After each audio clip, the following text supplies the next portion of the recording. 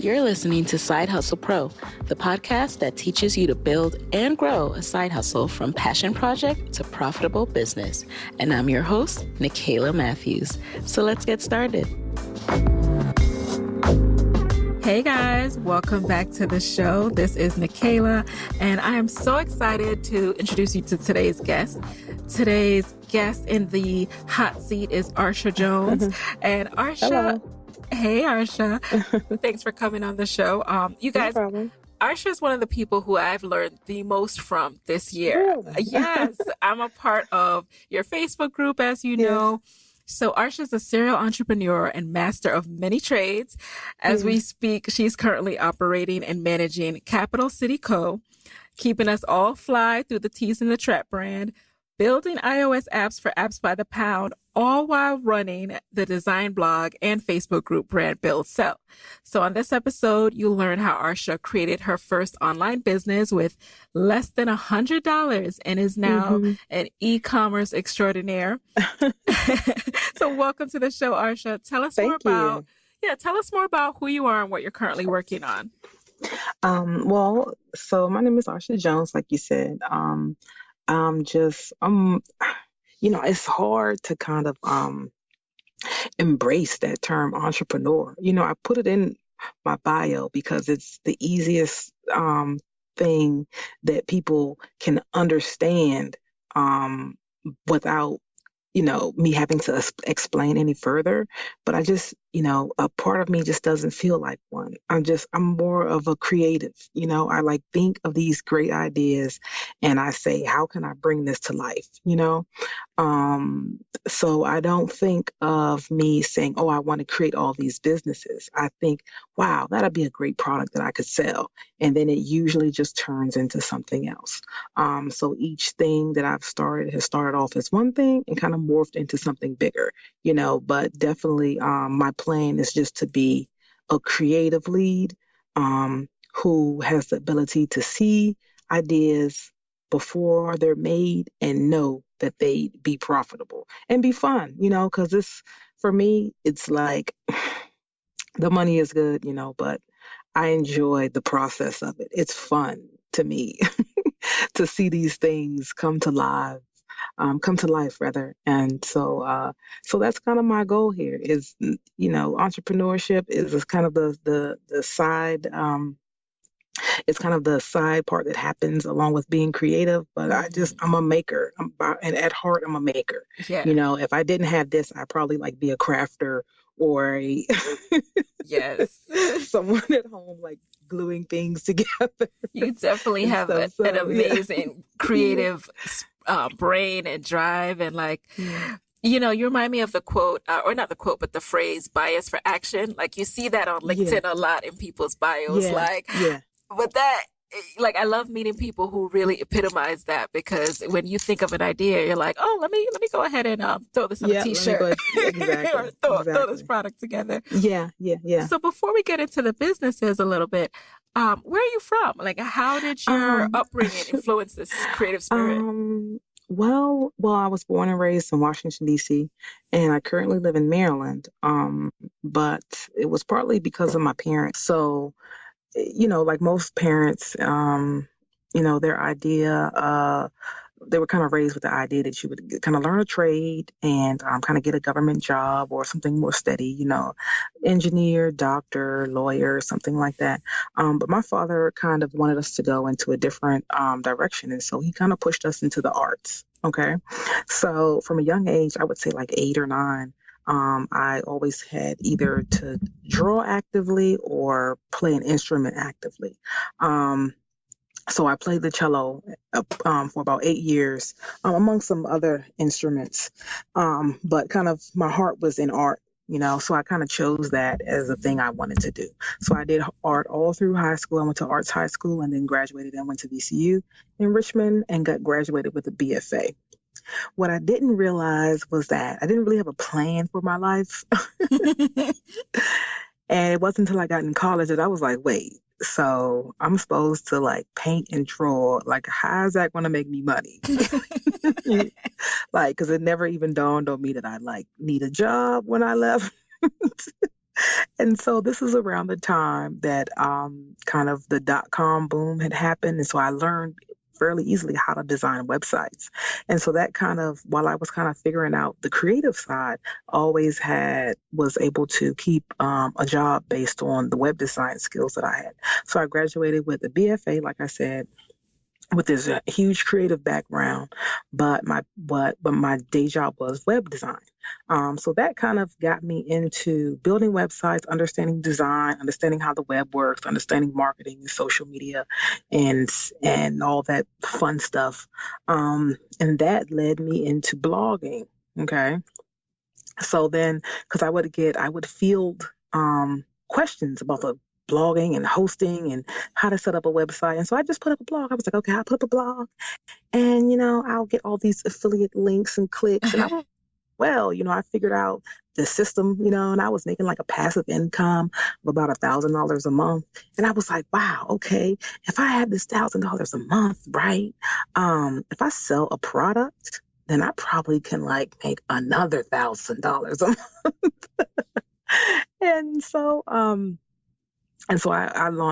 ended up launching Capital City because Capital City, we sell a wing sauce called Capital City Mambo sauce. And while mambo sauce isn't a wing sauce that we originally created, it's just a sauce that you can get here in the Washington, D.C. metropolitan area.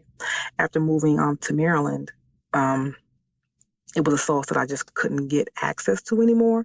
So what I did was I learned how to make it at home and would give it to my kids on the weekends. Okay. And then one day I had this bright idea and said, wait a minute, what if there are other people like me who were born and raised in the Washington, D.C. area, but no longer have access to this wing sauce anymore? I said, what? I said, oh, okay, already know like online, like I know how to make websites. I know online. I know how to sell all this. So what if I just put up a website, okay, with one product and a PayPal link and see if people want to buy it, okay? And mind you, since I have a background in web design, my SEO skills were like top notch, okay? So, because I didn't have any money, to like fund this thing. So I was like, so I spent weeks and weeks, like, trying to move my little shop up in the search rankings. And I had a little, like a newsletter plugin so I could grab people's email addresses and stuff. And one day, and we launched, and I had about 60. Remember, I had about 60 people on my newsletter list by now. Okay. And we sold like a bottle. We would sell like 4 or 5 bottles a week online.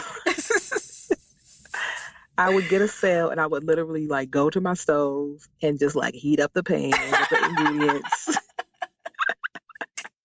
and pour it in a bottle and just mail it to people. So bootleg. And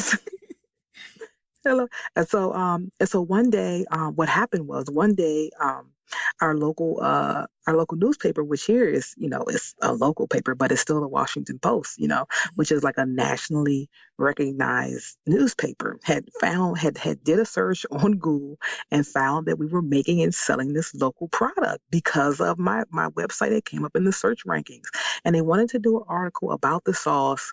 And so I'm thinking, oh, this is going to be great. Yeah.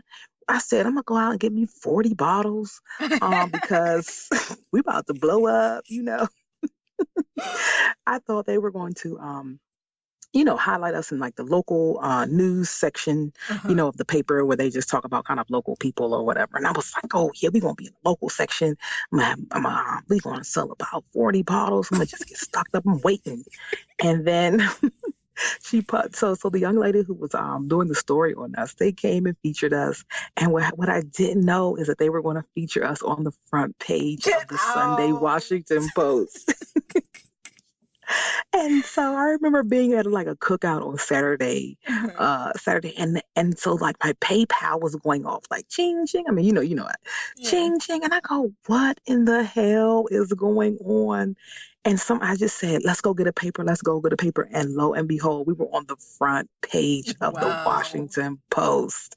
Okay, right below the fold. So, and this is being sent out to millions of homes. And overnight, we had about $15,000 in sales with no plan, no process, no system, just sitting there going, what are we going to do now? how many bottles did you have to get? Oh, I don't know. But I mean, because at the time the product only sold for $5 a bottle. Okay. So you can imagine how many bottles that is at Yes. $15,000 in sales. That is a lot. That is a lot of bottles. That is a lot of bottles. That is a lot of bottles. Okay.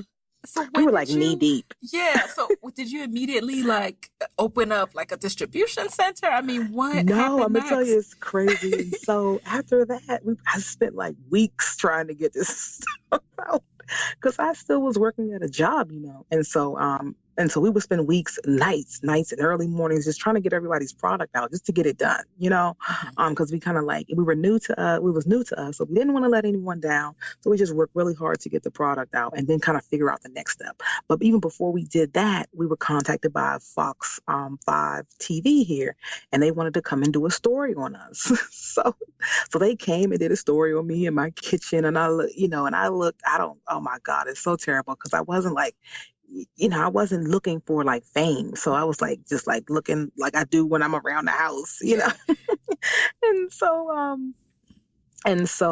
the site, it just took off again, and I was like, oh my gosh, I don't know what we're going to do. And so what happened was after they saw us on Fox TV, that's when the health department called and said, you know what, you're not actually supposed to be making that in your house and selling it to people. Oh. And we go, really? Because like we hadn't even looked up the laws on what Yeah, I didn't know you couldn't sell out of your house. like really, I just, because you think, okay, people make cakes at their home and sell it, and you think, people make cupcakes or pies or whatever at their homes and sell it. So you don't think, oh, I can't do this. You just think, oh, I'll just do what everybody else is doing, when really everybody's doing it illegally. Made me think about, people that cook food at their home and sell it like really differently now. Mm-hmm. So that's kind of how that started.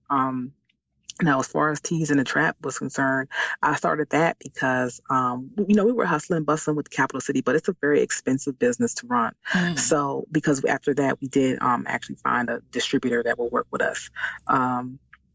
And so it's very expensive. And so I would sell these really great T-shirts on our site. The problem is that it was hard to keep them in stock because we would buy them wholesale. Mm-hmm. So one day I said, you know what, enough of this wholesale stuff. I said, I took like $300 and I went down and took a screen printing class down here in DC. I said, these shirts are simple. We're just going to learn how to print them ourselves. Okay. Mm-hmm. That's it. Me and my husband, we went to the class. So being as though I had kind of an art background anyway, and I had, I've done printmaking before, it was really easy for me to kind of pick this up and how to do it. Okay. So we got our printed, great. We can print these in the house, great. Because right now we're like running the business out of our house. And was this when you were starting to print the mambo sauce T-shirts, or are you talking about Tees in the Trap? Yes, okay. I was printing the mambo sauce T-shirts. So those were on our site, and we took the class, excuse me, specifically to learn how to print the mambo sauce T-shirts, mm-hmm. because we needed to keep them in stock without having to purchase like thousands of dollars in wholesale. While we just kind of like sat on the product, meaning like the product, it would just sit on our shelf until people bought it.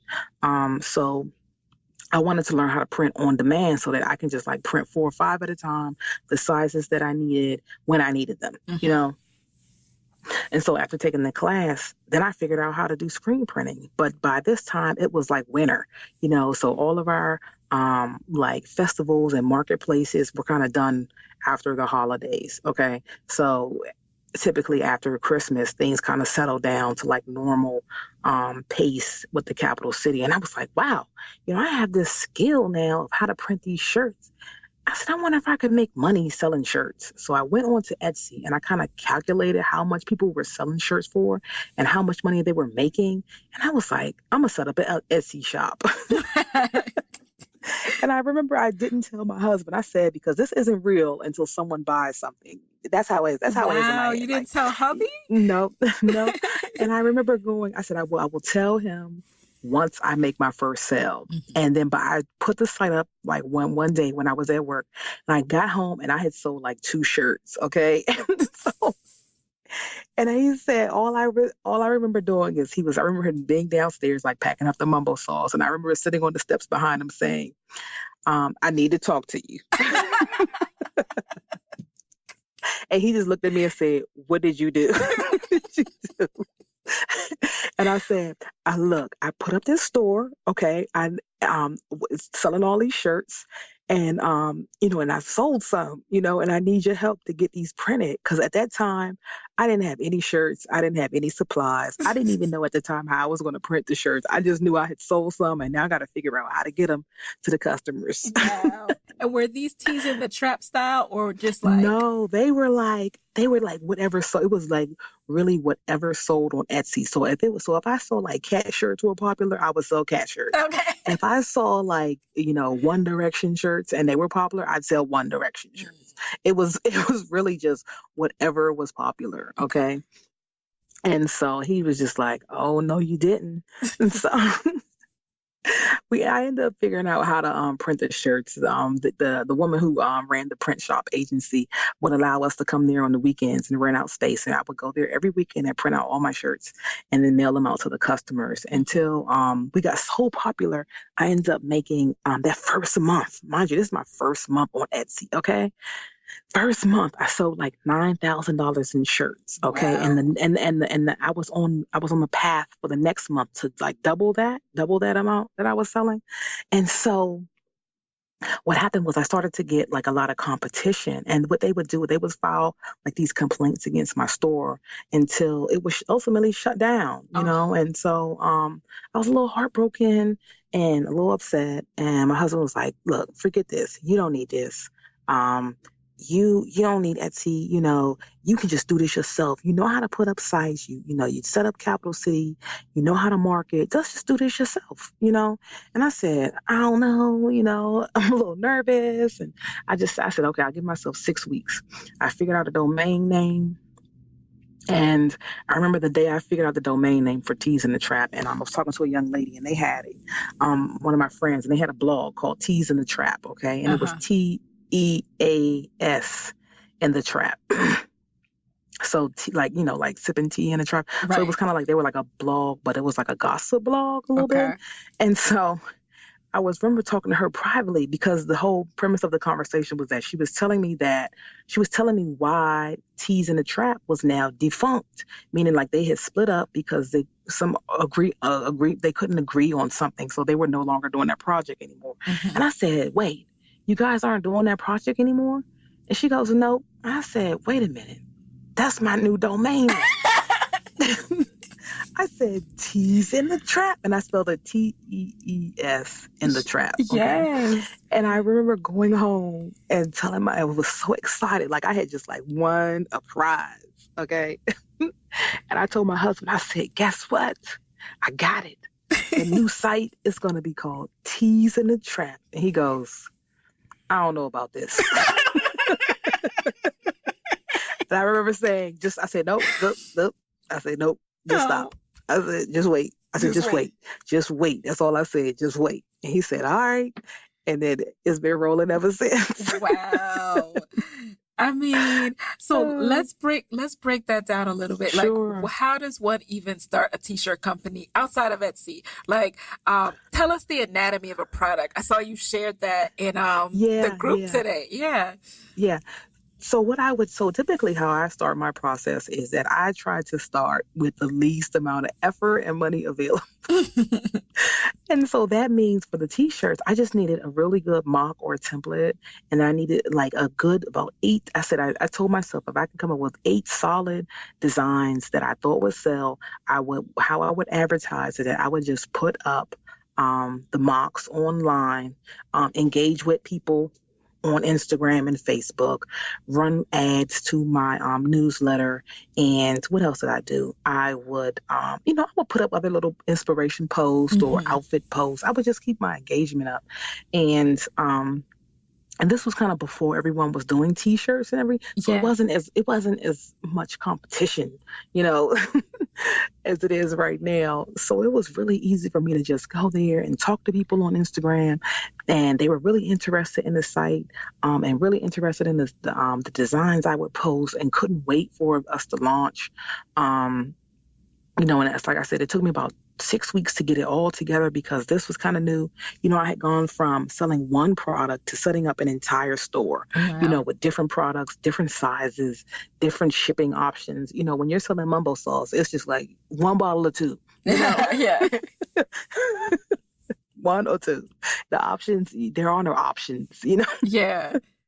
So it was very hard to get set up initially because it was just very overwhelming. I mean, knowing, Right. you know, how to configure all these, the taxes, the shipping, it was just a lot to what, that's why I gave myself 6 weeks. So, in that time I would just run, little Facebook ads to, like I said, a newsletter just to kind of, get people to sign up for my mailing list so that when I Yeah. was ready to launch, I could just launch. And which But newsletter was this? From your blog or? No, so the shirts had their own newsletter. So they had a newsletter on MailChimp starting out because that was free, you know. Okay. So yeah, so it was a newsletter running. So I was starting from zero everywhere. Yeah. I had no subscribers, no followers or anything. And I just started and I said, I'm gonna make this work. How did you, so you ran ads to get people to subscribe? Like, what were you enticing them with? Just like, Yeah, stay I would tuned say for the, exactly. I would say sign up to get exclusive 15% off or whatever coupon when we launch, you know, and I would constantly post new ideas and show them the new shirts that we were going to be having. And while I'm doing that, I'm creating like a plan. Like I tell people that I don't actually do vision boards. I do like vision outlines, you know, because I don't because I don't like, you know, I don't have the patience like sitting cut stuff out on boards and stuff. It's nice, you know, but I'm married with 4 kids, you know, by the time I put that vision wow. board down, it'll be messed up and trampled on. So so what I do is I make an outline of all the things I need to get done. And one of the things that I focus on when I launch a new product is immediately I try to identify what people, what brands, or what online personalities do I think would wear my products or use my products. And then I make a list and kind of figure out how to get in contact with these people, whether it's talking to them on Twitter, talking to them on their Instagram pages, finding their email addresses. So all of this is going on in the background. I'm setting up the shop. I'm designing the shirts. I'm running these ads, and mind you, these are like $5 ads. You know, so it's not like I'm balling out of control over here. Yeah. um, and get constantly engaging with people on Instagram, and then making my plans, finding out, you know, figuring out who my audience is and who I could kind of market these to. And so I remember how Tees in the Trap launched is that. So I launched on like a Thursday. I did a soft launch on a Thursday. And then I had like one sale, you know, which was good because I'm like, okay, this is going to work, you know. So and so I remember that that like Saturday, I started going down my list of the people that I had wrote down that I wanted to contact. So it was like all these different high level bloggers and editors of magazines, editors from Essence. I had found their contact information, and I just went down the list and started emailing everybody. And I just simply said, "Hi, my name is Arsha. This is my new brand, you know, and I really love what you're doing. And I just wanted to introduce what I'm doing now and ask if I could send you some free product just for you. You don't need to post it. We just want to send you something in appreciation of what you're doing, you know?" Yeah.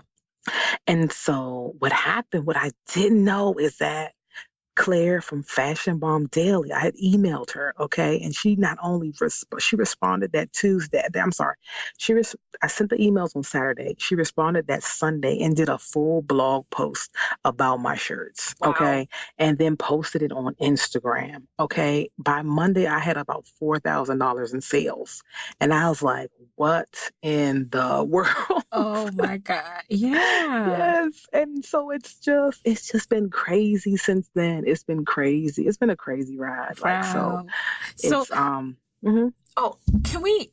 I want to get into, so I want to come back to the influencer piece, of Sure. course, but Sure. for those at home, including myself, who are still starting out in the world of product and e-commerce, let's talk a little bit about the technical stuff too. So like, Sure. how did you choose which shopping platform you were going to be on? Oh, Shopify well, versus sure. Now, back then, Shopify wasn't a thing. I say back then.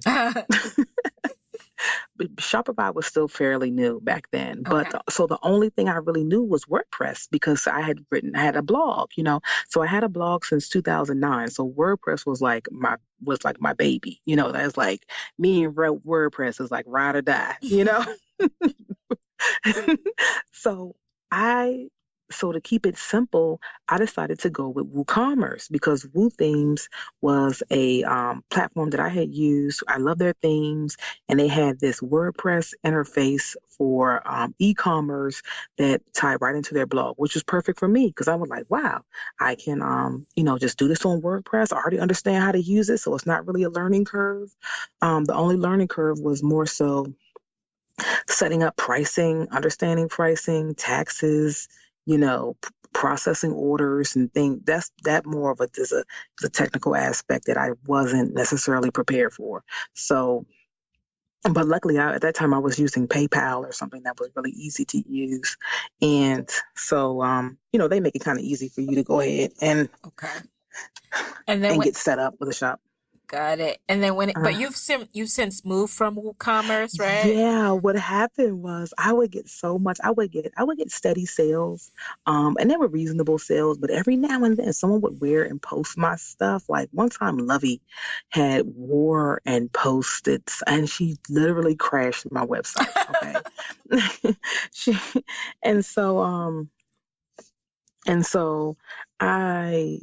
That happened once, okay? And then it happened again.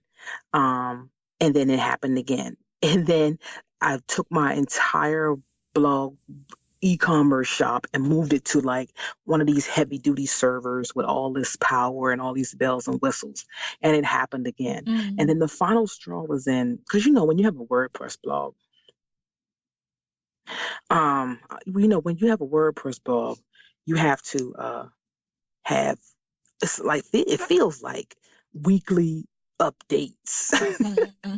If you're not updating your theme, you're updating the core WordPress files, or you're updating the WooCommerce, or you're updating other third-party plugins. So every week, somebody's got something that you need to update. So what happened was one day I updated everything and everything just broke. So everything was broken, like no orders were being accepted. I didn't know. And I said, enough of this, enough. I shut that site down so quick, you understand, and set me up. So I said, I'm going to Shopify because I had already been kind of like planning to make a move to a hosted option. But, but I was kind of worried based on the fact that Etsy had shut me down. So I was kind of leery of like going with another hosted version of e-commerce. Okay. But I had heard so many great things, and I've been there ever since. I haven't had any complaints. Okay. And because people always ask me that all the time, why did I go with that? And the reality of it is, with WooCommerce, you on your own. You know. You better Google your help, right. Hit some forums or some communities up, because if your site breaks, you short, Yeah. And when e-commerce is your life, you really have to take that in consideration, that your site can't ever be down. Mm-hmm. And with Shopify, they give you 24-hour customer service help. They will walk you through issues, help you get resolved, resolutions to your issues, and to make sure that your site is up and running all the time. And I know it's a little bit of a fee, it's $29 or something, but that peace of mind is what you're paying for, so. Okay. And then as far as like mocking up your designs, whether it's a pin or a t-shirt, like, what, are you designing these? Do you have an in-house designer? Like, what did you do when you first started? And then when you're mocking up the designs, I never understand, like, are people finding random people on the internet wearing blank t-shirts? Like, what? Yes. You can buy, now it's a little popular. You can just buy random people online with blank shirts. Yeah. So what, as far as mock-ups, it was I would design the shirts myself starting out, and I still do to a certain extent, but I maybe like now I do tend to I will hire out for specific things that I just don't want to spend time on. So like some more of the intricate shirts that have a little bit more detail, they will be they will be a little bit more cost a little bit more to get designed and just need a little bit more effort and care that I can put into it. So yeah, so I do both. I do both. I design Okay. them myself. I design the simpler looking shirts, and get the more complicated ones kind of hired out. Okay. Do you use Yeah. a specific platform for that, like a Fiverr or? I have used Fiverr. They aren't my favorite only because, for $5 you're gonna get a design somebody Right. else have. So so I like that. I like mine to be kind of just for me. So I Yes. I will go and search out designers that can make custom things for me. But I'm not gonna lie, I have used Fiverr in the past. But moving forward after a reasonable amount of success, it's like that was no longer good enough, Hmm. because I wanted to kind of elevate the level and the quality of shirts that I was sending out. Got And it. it was no, and then the more competition that comes, the more you have to set yourself apart from what everybody else is doing. So now, Hmm. like if everybody else is like doing these basic shirts with type on the front, then like now that means I can no longer do those, or I have to at least evolve so that I'm doing more than just that. So right now, that's where I am. I'm trying to take my brand to beyond t-shirts and thinking more lifestyle, Yes. so we can have like a little bit of everything, and that it's not just I'm just 100% reliant on selling shirts, Right. because it's more fun when there's different stuff on the site. Yeah, I love the Yeah. new things you're introducing, and Oh, how do thanks. you manage quality control in this process? Because you're mocking it up based on, your own designs, and then how do you figure out like what fulfillment center to use or where to buy Oh, your okay. whatever to. So, so right now, I have a couple employees, and I actually have a like a warehouse where I have a person that's there every day, printing, packing in shirts and mailing shirts out. So usually what happens is that I come in and create the idea of something. Meaning, like I'll show them how to print the shirts. I'll show him like we have makeup bags coming in, so I'll have to show him how to print the makeup bags and attach the zipper pulls and whatever else I have going on. And he will just duplicate that process to get the orders out.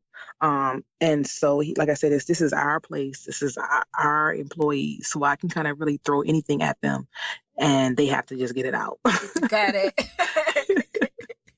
So if I want to do, aromatherapy sprays, or I want to do pins and patches, I can just drop it off there. Y'all have to send this out. Okay.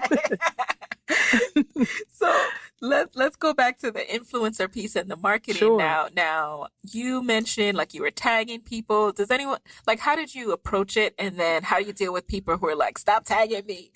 Yeah. So I know because people tag me, and so I do. I hate when people do that. And it only bothers me when it's something that's like completely irrelevant to like like a party flyer. Right. So I know I said that I do tag people, but it's not, I'm not abusive with my tagging, meaning Hmm. like it's very strategic.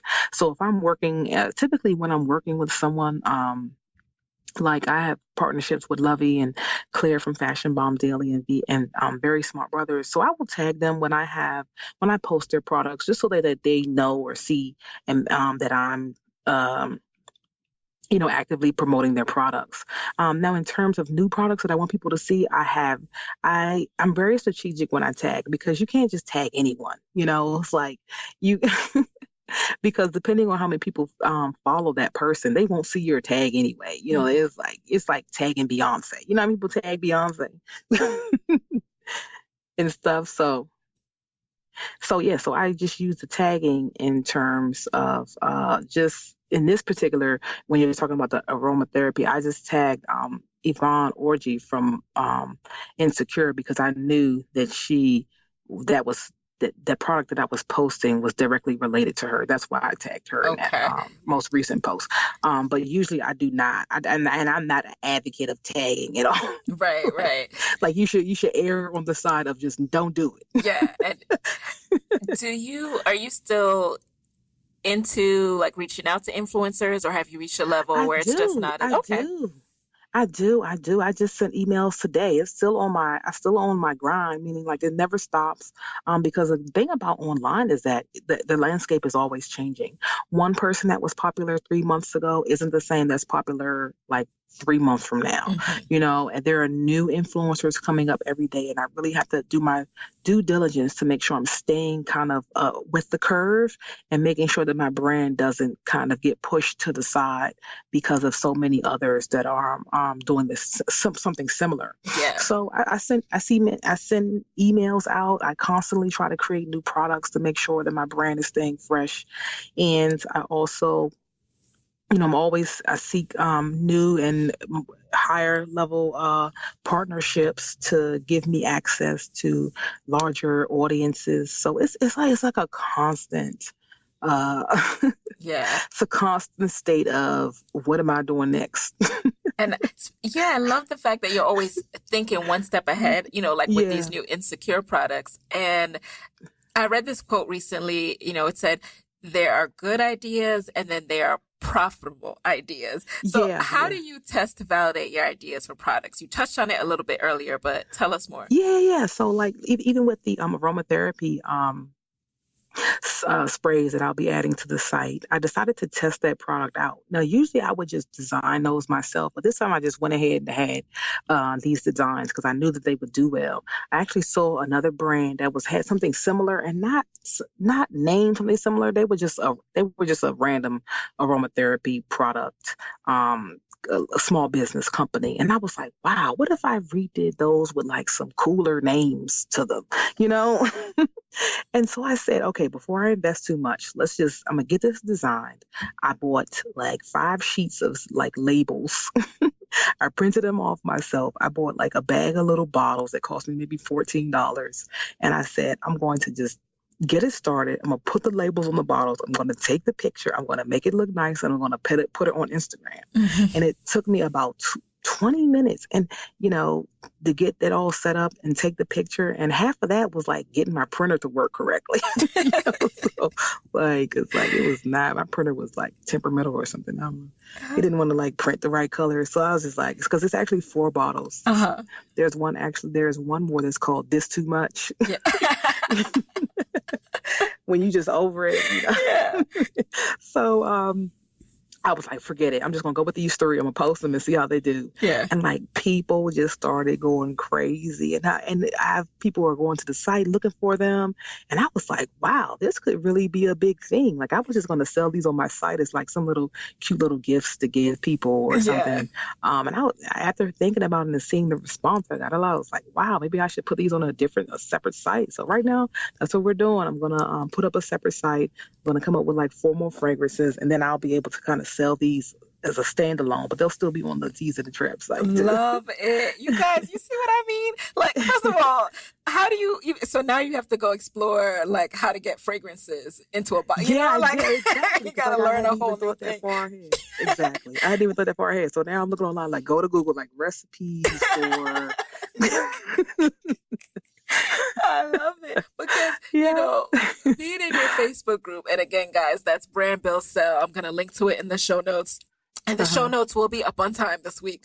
So in the Facebook group, I've seen people say, hey, my product's not selling, still haven't gotten the first sale. And I keep wondering, like, yeah, there could be a plethora of issues going on between the marketing or what have you. But I also wonder, are these ideas validated? Like, exactly. See, that's my thing.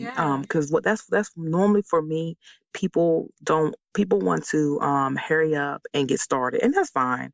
If you know the e-commerce game, you know what? Put your money into it, get started. But for me, every business I've launched, I've done pre-launch, I've done newsletters, because see, once you start, I would rather spend $5, okay, a day for 2 weeks on a Facebook ad, highlighting a product that I may potentially sell, and see how many people sign up for my newsletter to be notified when this product launches. You know, before I invest in a website, okay, product, a domain, I don't want to invest in none of that stuff until I am positive I'm going to make my money back. Yes. And so, but some people just get really excited and want to hurry up and launch, but they don't realize that it's a process behind that. You can start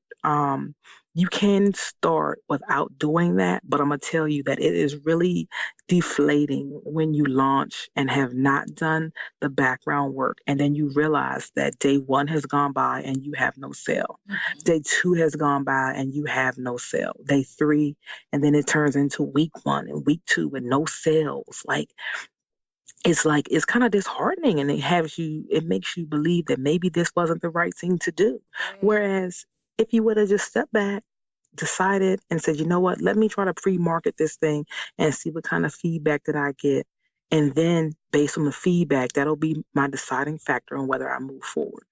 People just like to jump in the head. I'm just not. I'm just, Yeah. Right. I'm not going to have 20 different shirts sitting up in my office because they can't sell.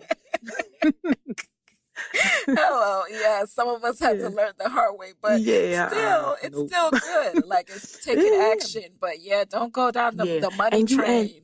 Exactly. And you can start the other way where you just put up a site and then start advertising, but you really need to go like hard in the paint. Okay. You need to come out the gate running. You launch your site. You need to start with them Facebook ads, start with them influencers, pay for advertising. It's like people really think that, what's that movie? I don't even remember what the name of the movie was, but it was like, build it and they will come. Right. It doesn't work like that. It doesn't work like that. It's like the tree in the forest. Exactly. It's like if nobody knows it's there. Exactly. Nobody's so like you build something and it will just sit. It will sit. Your family and friends. They can only buy so much. Exactly. Okay. You can only harass them but so many times. Okay. So yeah. And that's one of the things I find really interesting about your business approach, because especially in the world of like online courses and things like that, people have you thinking like of this specific funnel, sales funnel, marketing funnel, where you got to get them on your list and you got to give them a freebie and then you got to build trust and then but you just skip all that. You're like, listen. No, you go right to the money. Look, that's why I try to tell people. I say, look, because that's one of the things that bothered. That was actually one of the reasons I started my Facebook group. It was because there was so much misinformation being posted out. You would have these business experts, and I'm saying this like with quotes on the outside, right? And they would say, give you all this advice on how to like build your brand and sell products, but they really didn't have any experience doing it. What they had experience doing was selling workshops and selling digital downloads and webinars. Okay. And there's nothing wrong with that. It's just the path or the amount of effort that you have to go through and sell this stuff is different. Like, of course, when you're selling workshops, you're selling you. People have to buy into you. And they have to like you, not like your content. They have to like you and your content. When I'm selling a shirt, they don't care about what I'm doing, what I look like. Either I'm selling them a shirt that they're going to want to like and wear, or they aren't. It's just like when you shop on Amazon. Like all of that stuff that is sold on Amazon, it isn't all coming from Amazon itself. Sometimes they're coming from small businesses and people right in their homes. And you aren't like, well, I wonder what kind of platform they're using to process. Like, no one cares. Like, I wonder what their funnel is. And no one cares about that stuff. Right. That leads us to the Facebook advertising portion. And of course, you can't truly break down your Facebook advertising and the way you do in your webinars and all of that. But for the people who are just getting started with product and e-commerce, I attended your phenomenal webinar with Lamar Tyler of Black and Married with Kids the other day. It's so funny. And so even as a marketer, right? Like my day job, I'm a senior marketing manager at NPR. I live in the world of, Facebook ads, but for a completely different target. Like it's usually either video views or driving website traffic. So I learned so much about using Facebook ads specifically for e-commerce. And I don't know if you have like a short link or pretty link that you can drop to tell people about tomorrow's webinar. I think this episode will come out tomorrow. You can go to www.thefacebookformula.com and it'll take you to the landing page. Again, that's www.thefacebookformula.com. And again, it'll take you to the page. And we're going to actually do a recap of a quick recap of the free webinar just to make sure we're all on the same page. Right. Because it's a lot of different stages. Make sure you didn't forget nothing from last week. And then we'll go into more specific, things that can get people up and running. And because it can be overwhelming. I mean, if you've ever looked at the Facebook ads interface, it's like a lot of stuff to click on and stuff everywhere. I don't know what I'm looking at. And you could get to the same thing through two different pathways. It's you're like, Facebook? where am I? I don't even know what I clicked on. Why can I boost this on the page, but then I can also boost it and it's different? What is the difference? So guys, I personally will be at that webinar. So me and Nikayla will be at that webinar because that's how informative and helpful I found the free version a few weeks ago. So break down maybe some early beginner things that you've learned from Facebook advertising, whether it's setting up a pixel or Sure. Yeah. I'll give a few tips. And these are one of the things that we went over with went over in the free webinar. But this is just some of these things that when I talk to people, this is one of the things they do not realize. When you're running Facebook ads, you have a target audience that you need to create. Okay. And that target audience should never be pointed to the front of your shop. So it always should be pointed. These Facebook ads should have a link directly to one product and one product page.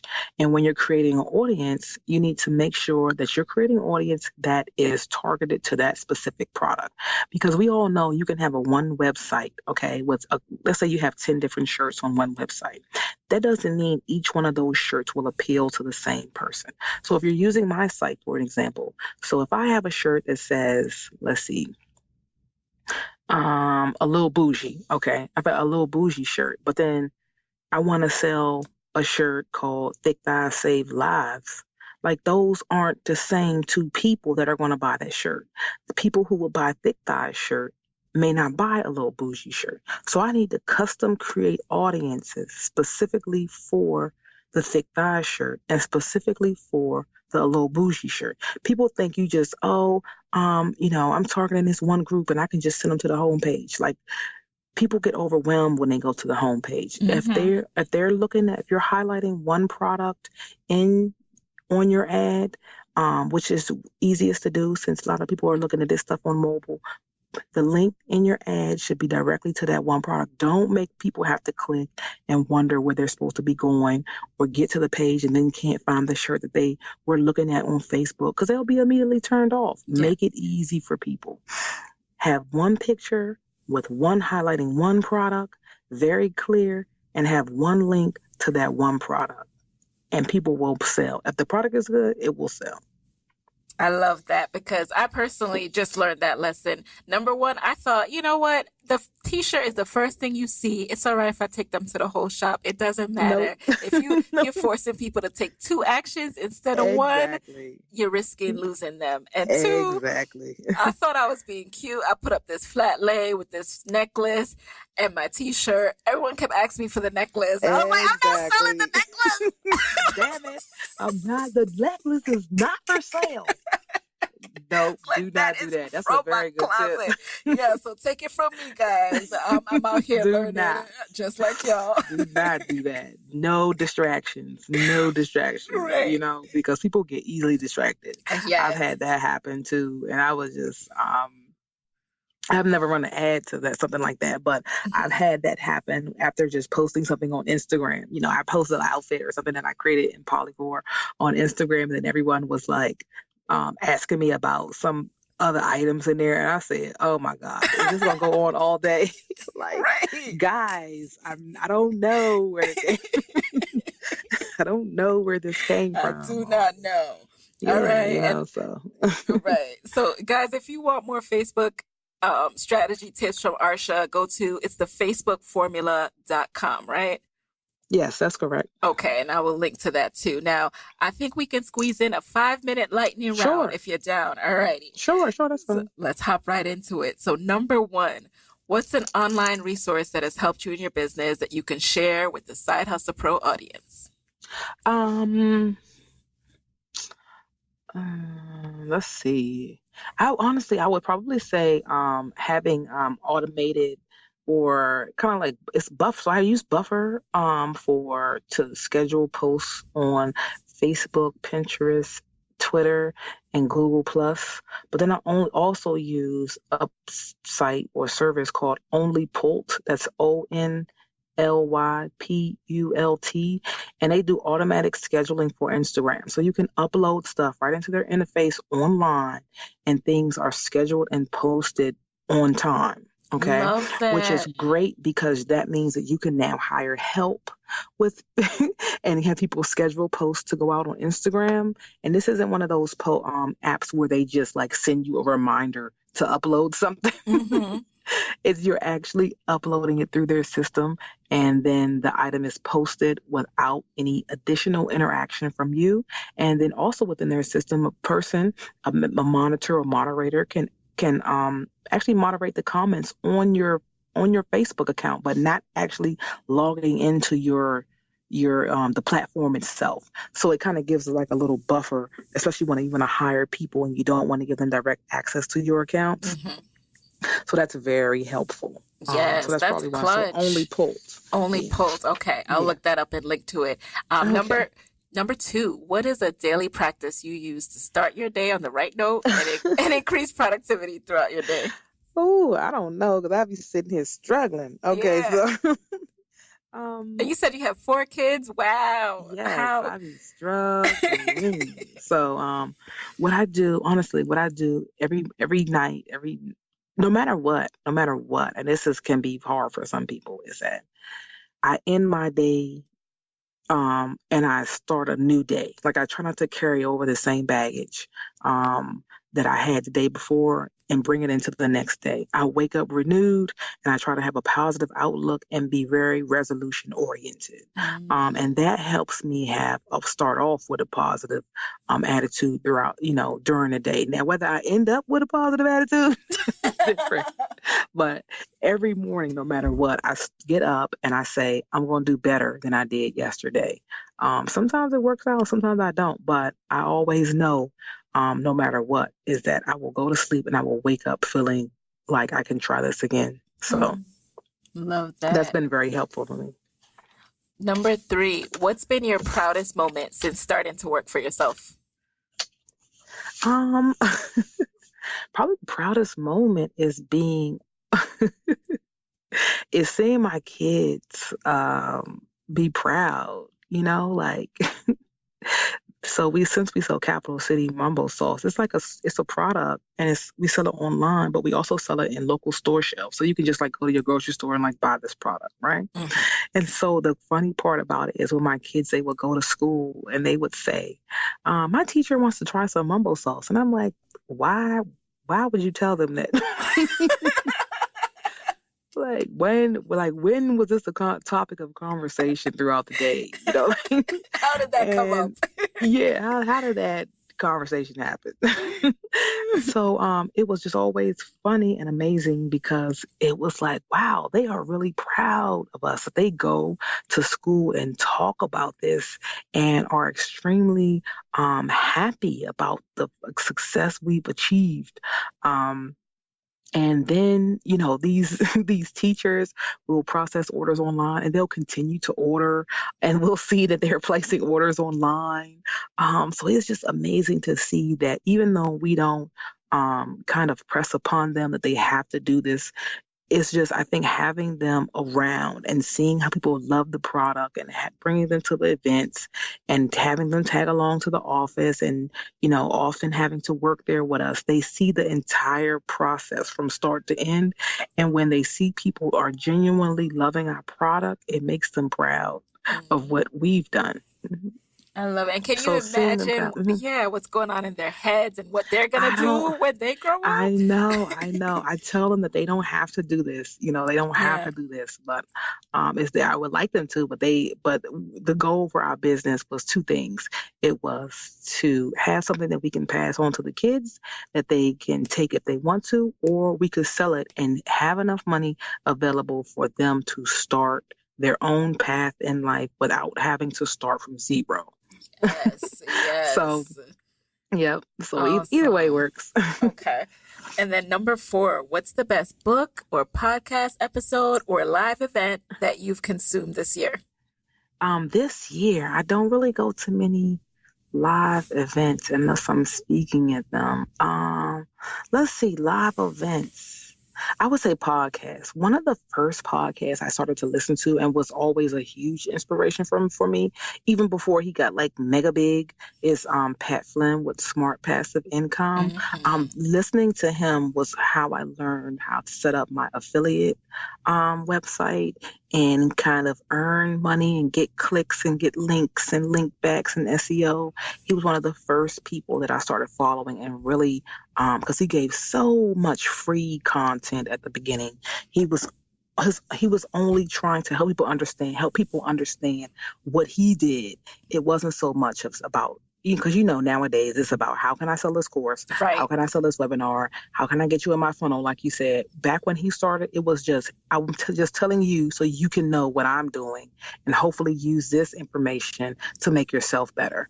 And so that's kind of been my mantra as well, is, you know what? I already make money with my businesses. So my goal is to, it'd be great to sell a webinar or have a course.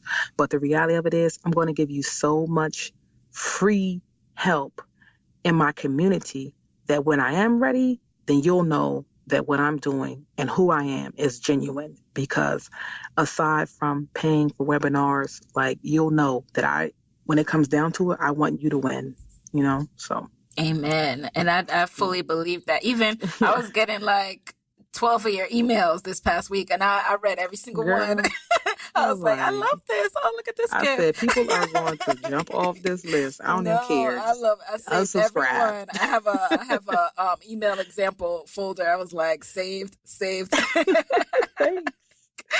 And the thing about it is, I sit there, I'm telling you, I just be sitting here on my bed watching TV and go, I'll send out a newsletter right now. And then I will sit and find the silliest stuff. I was like, and I will schedule all these, like.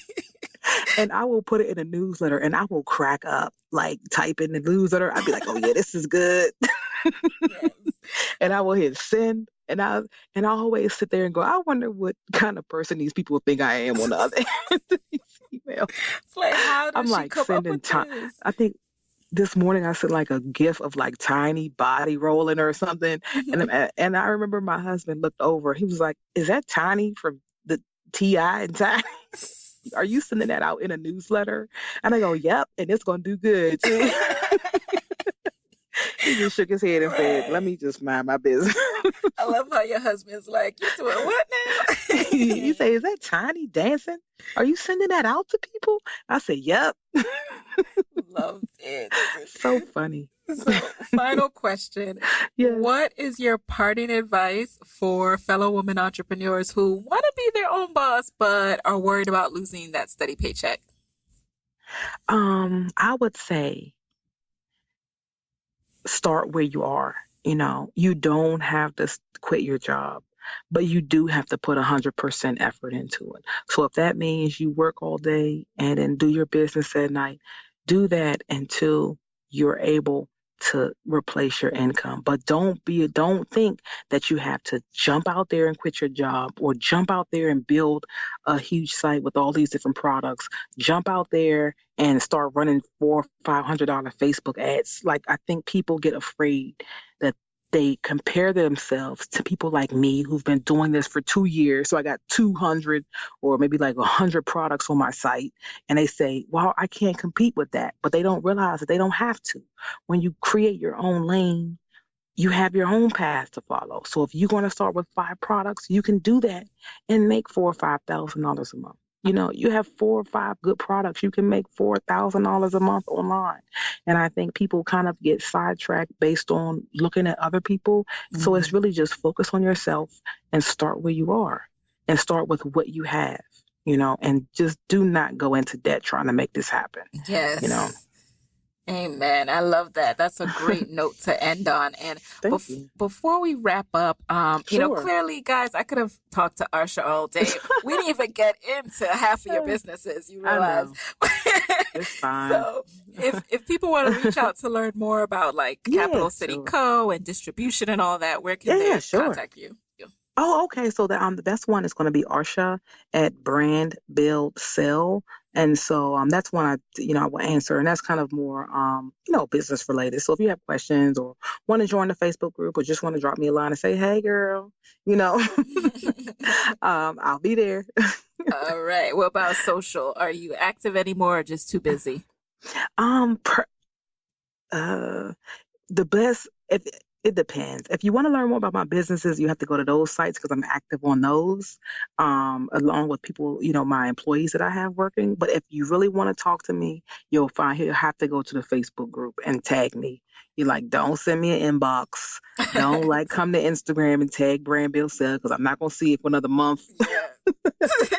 Just if you come, but if they come to the Facebook group and talk or tag me or have a question where they specifically speaking to me, I do try to make my rounds in there and have a presence, because that's one of my pet peeves too, is that people have these groups and they have these huge brands, but they never interact with people that are in their group.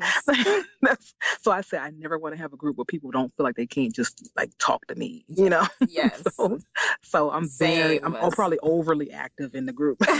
Same with me. I'm okay, I need to log out of here. I need to ban exactly. Facebook. And it's tough when you do Facebook for a living. So you're always on it. It is. Because it's I'm there to work and I'm there not to work. Right. It's I know it's all in one. I don't know. It's it's crazy. So it's hard. It's hard. Right. Yeah. So, all right, guys. Arsha, it was a pleasure having you in the chair today. Okay. Thank you so much for all the wisdom. You. Yeah. And there you have it. Hey, guys. Thanks for listening to Side Hustle Pro. If you want to hear more from me, head on over to sidehustlepro.co/Side Hustle Corner to get my weekly Side Hustle Diaries chronicles about my own journey from passion project to profitable business. And if you want to find me online, I'm at Side Hustle Pro on Instagram, Twitter, and Facebook. Don't forget to join the Side Hustle Pro Facebook community. Go to sidehustlepro.co/mastermind. And as always, if you love the show, do me a favor and subscribe, rate, and review on iTunes. Thanks, guys. Talk to you next week.